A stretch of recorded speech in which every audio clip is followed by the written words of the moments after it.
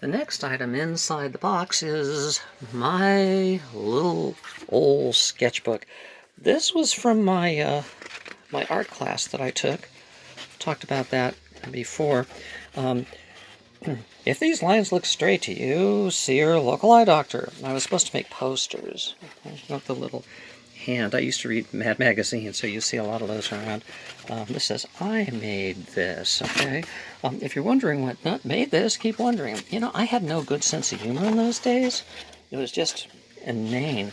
All right, what's this? Let's see. We got some apples and, I don't know, some sort of a star out there and a print and footprints going up the wall and over the ceiling.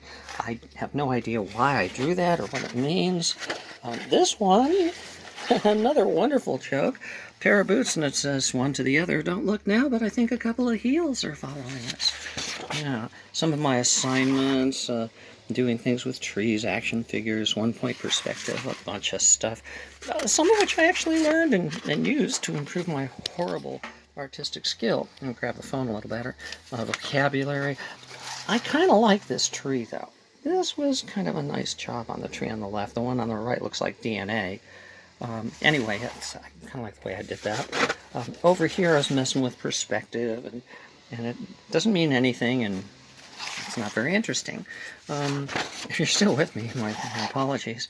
A snake and a bunny. Oh, my God. Oh my bleeping hell. Look at that. I mean, it looks more like it belongs in the Beatles' Yellow Submarine or something Peter Max did than, you know, they would do that intentionally. I couldn't help myself. Let's see here. One last thing with someone being pulled out. What does it say?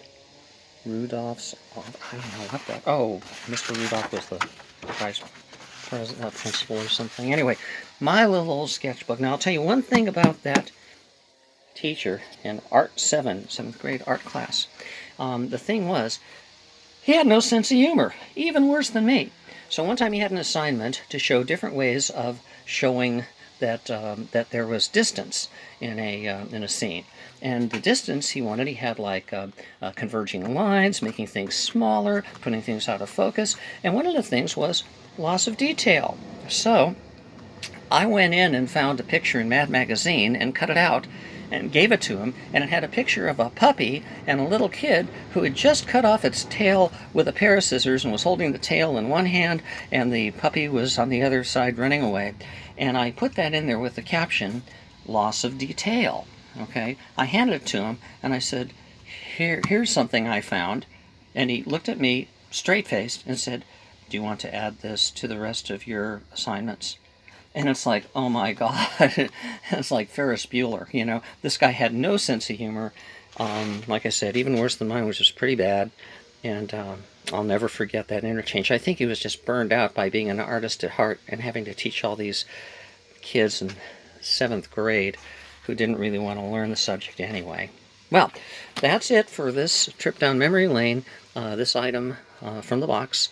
And we'll be back with you again next time to see what else is inside the box.